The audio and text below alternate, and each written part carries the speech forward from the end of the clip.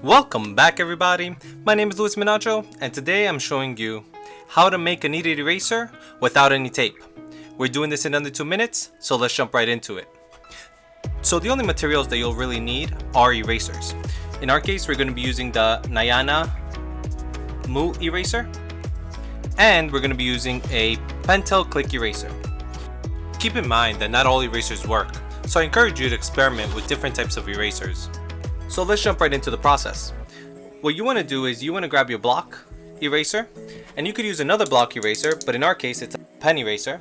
And what you want to do is you want to erase off some crumbs. So you'll notice that some crumbs are gathering on top of the eraser. Once you have a couple, slide it over and collect them. So this is what we're going to use in order to make the kneaded eraser. So instead of me showing you how to gather crumbs, what I did was I gathered some crumbs ahead of time.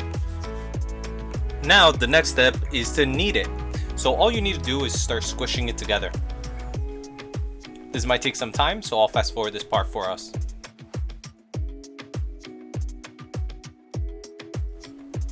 You'll know the kneaded eraser is good once it could hold its shape.